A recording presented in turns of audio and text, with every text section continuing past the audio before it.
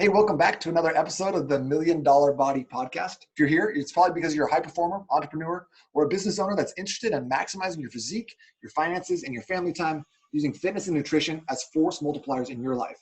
If you're not already a part of the Facebook group, definitely go to n8trainingsystems.com/group. That's where we stream these podcast episodes every week, and you can join in and ask questions. There's a ton of cool stuff happening in the group as well. There's a massive amount of free resources. It's going to be awesome for your New Year resolutions. Again, go to n8trainingsystems.com/group to join us there. If you're already in the group and watching live, we're excited to have you because we're going to be talking today with the man, the myth, the legend, Paul Riili, who's graced us with his presence on the Million Dollar Body podcast before.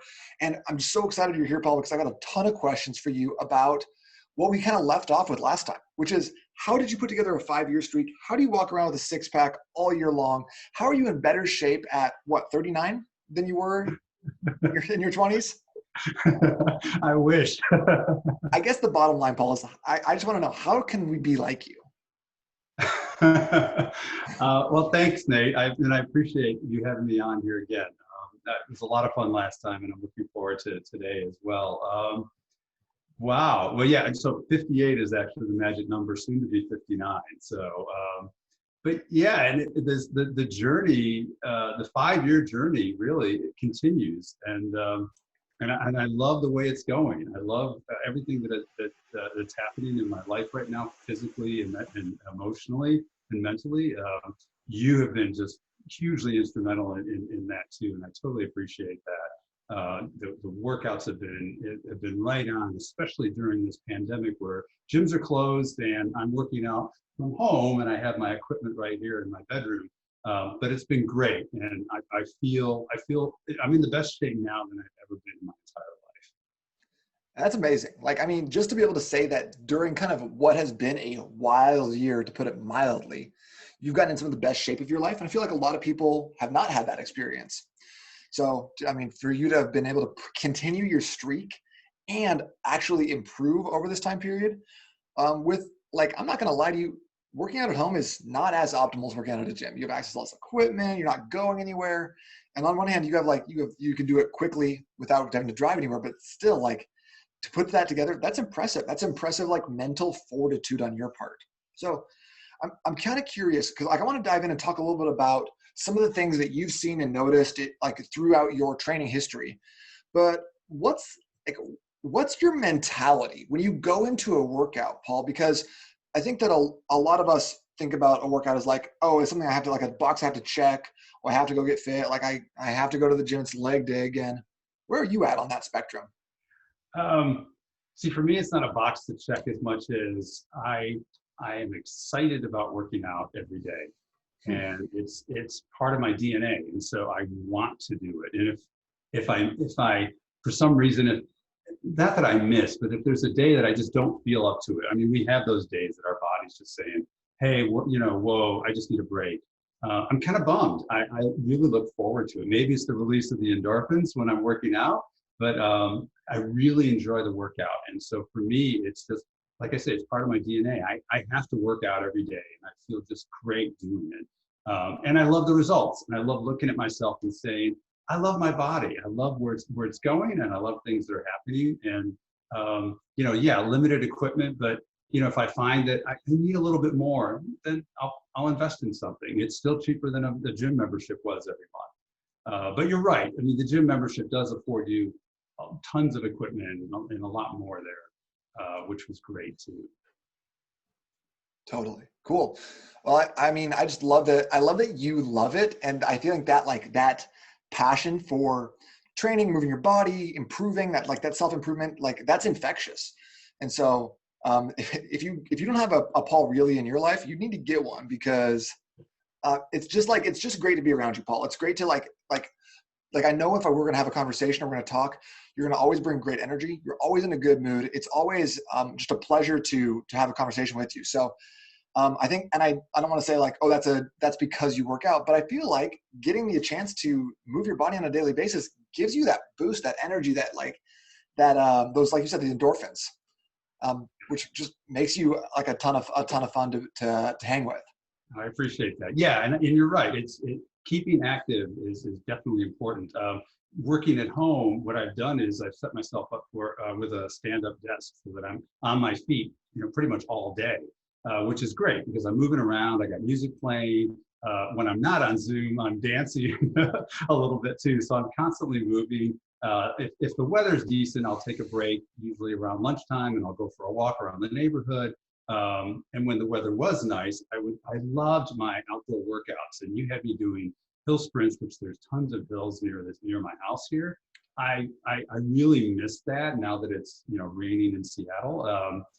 But the other day it was halfway decent, and I actually did hill sprints. So to be able to take advantage of that it's huge, and I kind of miss that. But I'm supplementing other stuff too now. And again, there's HIIT routines that I'm doing on YouTube and just stuff that'll keep me active on my cardio days. And you still keep me active on those workout days where I'm lifting. So I think that's great. Was there ever a time, Paul, when you were really like not very active, or you weren't working out a lot? And what was that like?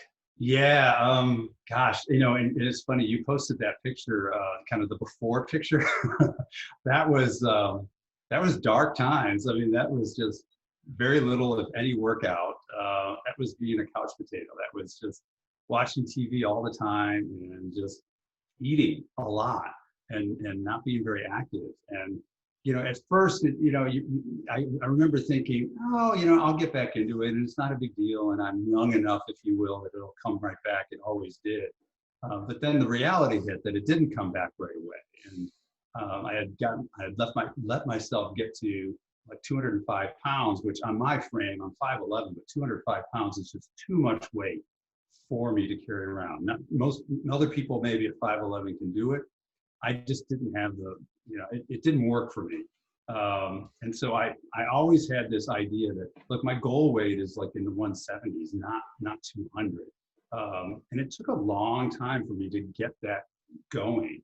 And working with you, and we were used to do it at the gym, but then when you moved and we still did it online, it was getting it, I always had this vision of where I wanted my body to be. And even though I kept focusing on a number, and you kept telling me, don't focus on the number, focus on your body, on your gains and how you look. So I was doing that too. And actually I started doing that more and started thinking, I'm not going to worry about the weight. I'm not going to worry about the number. I just want to worry about or think about how I look. And that's what kind of had me turn the corner on this to get to the point now where I'm like at 168, which is ridiculous. I mean, when I think about it, again, just, 7 years ago, I was 205, so I'm like blown away by that. I'm glad you brought up like the time frame, because, like a lot of times the like before and after doesn't tell the whole story of like the ups and downs. I think a lot of people think like, oh, that's like a before and after. That's like a month, 2 months, 30-day cleanse, whatever else. But you went through a lot of different phases, kind of personally, in a fit, like physically, a lot of diets and stuff you tried. Can you tell us about like, because I know that when we're like in a state, we're like, okay, I'm 205. I got to get to 170s. That's where I like feel best. I need to do it right away. And you've been there, like where it's like, oh, I have to do this right now. What's that like? And what would you tell someone who's in that space? Yeah, don't get in that space. Easier said than done. It doesn't happen right sure. away. There is no quick cure. There's no pill. It doesn't happen right away. It is a lifestyle change, and really, and there's tons of fads out there that you could try and thinking, oh yeah, this will work and this will help me feel better. It really comes down to finding a diet that works for you and working with somebody like yourself, Nate, somebody who can help with the nutrition, and then also working on your fitness goals and making sure that you stay active and stay fit. It's kind of a combination thing, right? It's not just one. And I think that's what worked for me. It was a combination of doing both.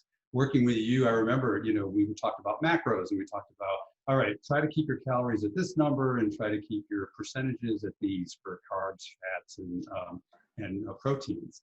And so that's where I started with that. And then things morphed, and I got into keto, and that we could talk all about keto too. I'd like that very much. Yeah, because it's just, I just, again, it was trying different things, but there is no quick fix. There is no quick cure. It's a lot. It takes discipline, and it takes it takes you vision, you having a vision of where you want to be, what you want your body to look like in the future here, whatever the future you is. And don't time bound it and don't put a number around it. Just go for that. Just go for that. That's where you want to be, and love your body as you're going in that direction. That's what worked for me. And you said a couple of interesting things. You said that like working out, like exercise, it's in your DNA. And you said that like that fitness is not necessarily just like something you do, a box you check, it's a lifestyle for you. So outside of like your, because your workouts are about 45, 50 minutes, right? Outside of that, what does a fitness lifestyle look like? And how might someone who's like busy, doing like you, doing a lot of stuff, a lot of different hats, going here, there, family, job, like high performer, how does someone like that be like, okay, I know I'm doing X, Y, and Z, but now let me put on like my fitness hat as well? Like, how do you make that a lifestyle without cramping your style in all these other areas?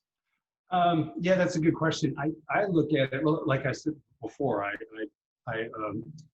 adapted myself so that I'm doing work at a stand-up desk, and I'm moving during the day a lot. I'm not just standing in one place, but I'm moving around as well, trying to avoid sitting as much as possible. It's hard to say. I'm trying to think how I actually do that now, and how somebody else could do that if you have all these other things that are tugging at you.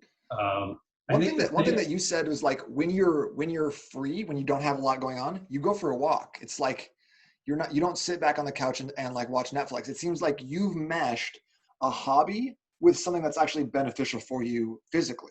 Yeah, and that's the point I was just going to bring up too on the TV. The biggest thing I cut back on the last probably 6 months in my life is I cut back on watching TV. Used to be eat dinner and then immediately sit in front of the TV and watch, and then you'd want to eat more. I don't know what it is about TV, but you just want to eat while you're watching TV. And I found I don't want to do that, and so I stopped myself from that. Sometimes I'll watch something, a short. I'll spend maybe a half hour to an hour.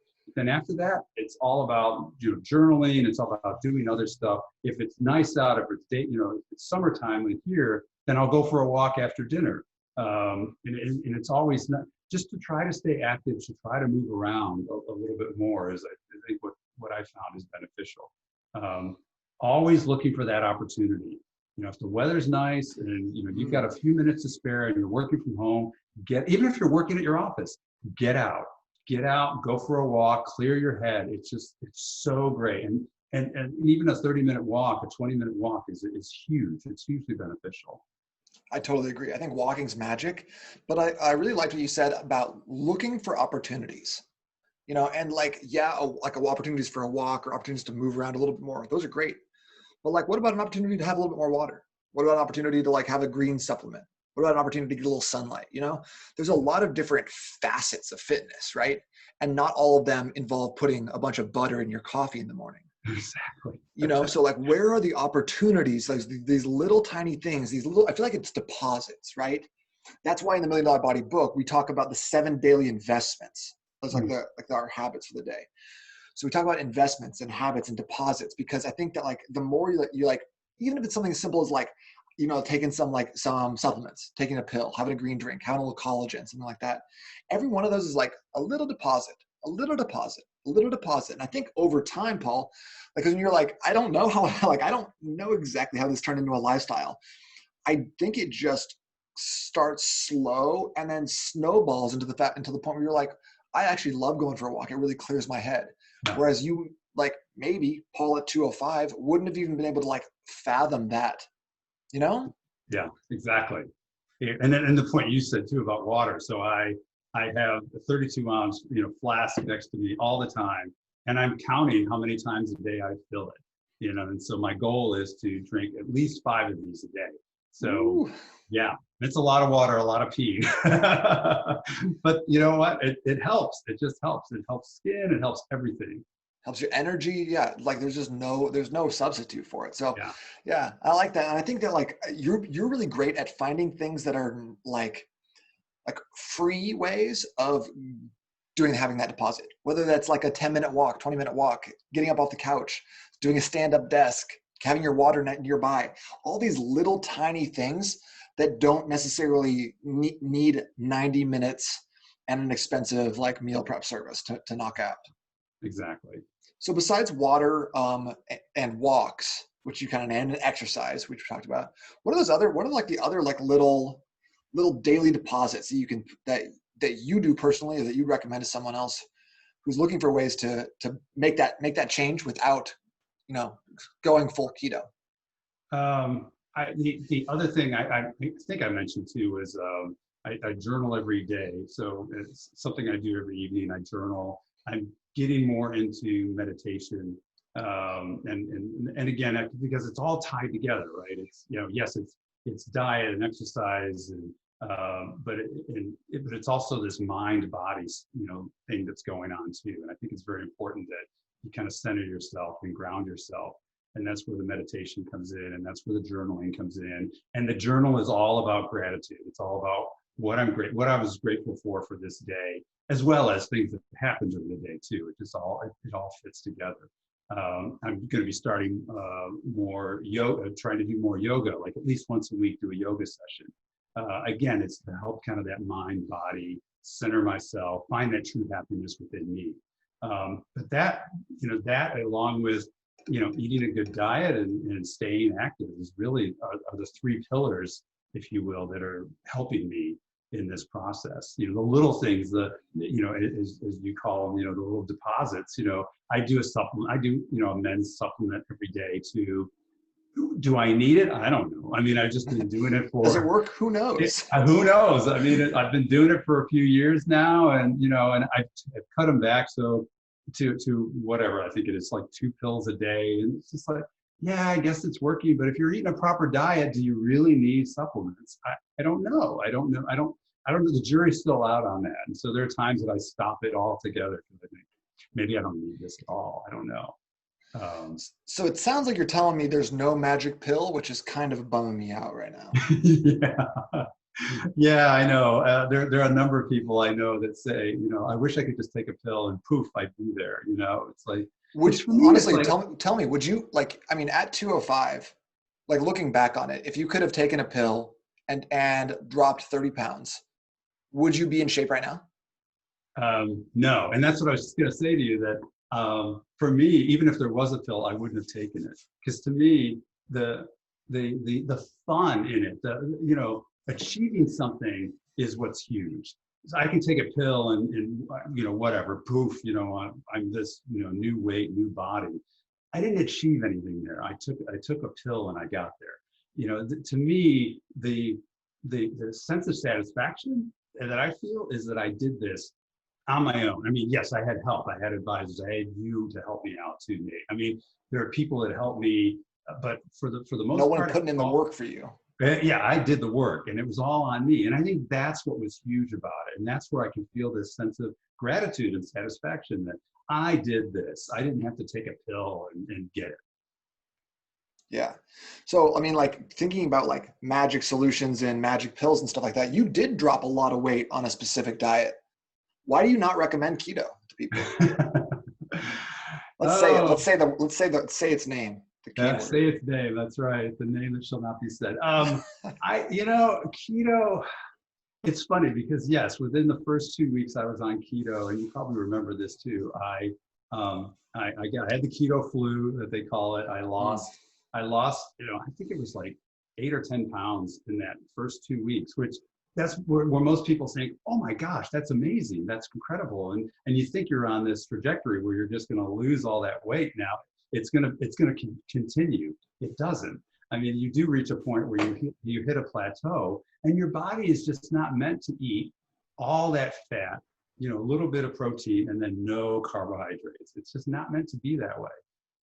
Yes, I still eat a larger percentage of fat than I do protein and carbs, but I still eat carbs. I didn't cut them out completely anymore. I like my bread, and I do eat bread once in a while. And you go to Italy all the time. Yeah, you exactly. I'm not going to have carbs. Exactly. I'm not going to visit Italy and not have pasta and not have bread. Yeah, and I think that was the biggest problem. But I learned lessons from that, and I think the lesson learned from that is just eating good foods, eating fresh fruits and vegetables whenever possible, avoiding all processed foods where, completely just avoiding them. And avoiding sugars and processed sugars. I mean, if I'm looking at a label and it says high fructose corn syrup anywhere on there, I am not putting that in my body. There are certain things, if it's like a jam and it has, sugar in it, I'm still looking at it to make sure, does it have, all of this other stuff? Because it'll have sugar, but then it doesn't have, high fructose corn syrup. Does it have fruit pectin? Does it have all this other stuff? It's really solids by a different name. It's like, no, I don't want to put that in my body. And so that was the hardest part, especially if you have a sweet tooth. It's really hard to say I'm going to give up sugar, but that's what's huge in this whole process. Totally. Yeah. And I think that's a great lesson. That doesn't take going keto. And a lot of people think that like, oh, let's go all in 100%. But I think that like most people that I've talked to who have gone through keto will do exactly the same thing as you. Drop a quick weight drop, energy is crushed for weeks, months. And then there's really just like a holding on to that plateau, because keto, like a true keto, is like a 4-to-1 fat to protein, which doesn't allow you to prioritize muscle growth or rebuilding. And I just can't understand a diet that asks you to have 500 calories of saturated fat from butter in the morning. I know. I just can't get it. Yeah. But the reason it's popular is because that 10 pounds in 2 weeks, that come back the instant you have a bagel, right? Exactly. Yes. And again, to me, that was just like the pill that'll help you lose 30 pounds, right? It's a quick fix thing that people think, oh, well, this is great. Look at, everybody's touting it. I lost 10 pounds in 2 weeks. Yes, but at what price? And to the point of, you're right, you hit this plateau and you really feel sluggish. I have way more energy now that I'm not on keto than I did when I was on keto and I had lost the 10 pounds. Because you have the right amount of carbs, you're allowing your body to recover and repair. Carbs is still the main energy source for your brain. So just being like, oh, there's only 3 macronutrients. Well, for me, there's only 2 macronutrients. Like cutting out an entire like massive set of food group, like that's disordered eating at its finest, right? Yeah. I mean, and I enjoy, I was talking about fresh fruits and vegetables. I enjoy fresh fruits, and it was difficult because, oh wait, you have to eat a low glycemic fruit, which means basically it's blueberries. Right. Which and you only have like 6 of them. Yeah, exactly. And so it's like, no, I don't want that. I want a banana. I want to eat a banana every day. I love bananas, and so it just limited you so much, and it didn't stop the craving.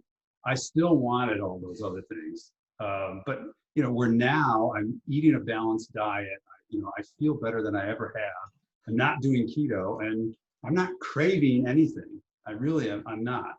The other thing I wanted to note too that I gave up that was huge, and I gave it up within the last 6 months, was caffeine.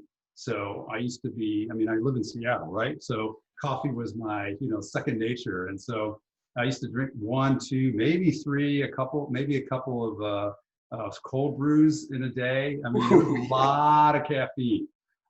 So that inhibited a lot of things going on in my life. And so it didn't help me sleep well. So I wasn't repairing and recovering when I slept. And it just kept me kind of on edge and jittery. And then when you're off the caffeine, in between, you're just in a slump and you just feel like, okay, I'm dying here. I need more caffeine. And so it was just feeding itself. It was horrible. And so I just cut it off. And I haven't looked back. I feel so much better now as a result. That's awesome, Paul. So smart. So ditch the keto, caffeine if you're brave. Avoid some of those like major New Year's resolution type fad diets, those named diets. Yeah. And then just to cut out the processed sugar. It's like such an easy way to start. What else, Paul, is like, what's one other thing that someone's going to start doing or think about doing this year to drop some belly fat, drop some fat fast, that you're like, just don't do it. I've been there. I've done that. Got the t-shirt, sent the postcards home. It was an XL. Now I'm wearing a medium. Gosh, I'm trying to remember now. What other things are like the fat? You mean as far as diets go? No, I mean just like just anything. The one that I was kind of thinking of was like I remember when we were first working together. You were always into the like those longer workouts, nice and like super slow and like lifting like really really heavy weights. Yeah. Yeah, I And now what remember. do your workouts look like? Well, now the workouts are like more high intensity, right? So it's shorter bursts. It's 40-minute, maybe 45-minute workouts, and of course that helps me because I have there's a couple things going on. I don't have that big of an attention span anyway when it comes to working out. I love working out, but I want to just do it. I want to get in there. I want to do it. So that's maybe my quick pill, right? So the quick thing for me is I want to get in there. I want to work hard for that chunk of time, and then I'm off of it, and then I'm done with it. Not that I'm not active the rest of the day, but just that piece of my workout I want to do quickly, and I want to get it going, and I want to feel it as I'm doing it. And so, yeah, the longer, heavier weights. I mean, that worked for me when I was trying to do heavier weights, and I was trying to, I don't know, build more muscle. Maybe. I mean, I think I probably at a better place now. I just feel like I'm at a better place now than I was back then. And I think that a lot of times, like we don't realize that, like by losing some fat, you'll start to see more muscle tissue, to, like actually standing out. People call it toning, which is not really like a real thing, but Right. like when you drop fat, you look bigger as a guy for the most part, unless you're just dropping like weight by using like cardio and just cutting your calories way down, and then you look like a smaller version of yourself. When you drop fat, it's like people are like, "Oh man, did you gain some like size in your arms or your shoulders?" Yeah, Which is exactly. the best. Yeah, and that's what I'm finding too. I look at myself now without a shirt on, and I see, wow, I can see my lats because my waist size is so much smaller, and my and again, you don't have all the fat around it, and so you can actually see it. It's like I've got these wings now that I didn't have before. Well, I had them, but they were just buried in there underneath all Just the hidden. fat. Yeah. That's fantastic. And I just love seeing your progress and the way that you've continued to build like a fitness lifestyle or that fits you and what you are looking for and your goals, that or it's not like putting you into it like necessarily like a hole where you have to always be doing Whole30 or always be eating paleo, or like I have to be bench squat deadlift every single time I go to the gym. You're just going with what works for you that you found over time. Yeah, exactly. And that's the best advice to give to anybody, right? It's, you have to do what works for you, but so you got to stick with it. Yeah. You got to stick Yeah. with it. Unfortunately, right? Yeah, exactly.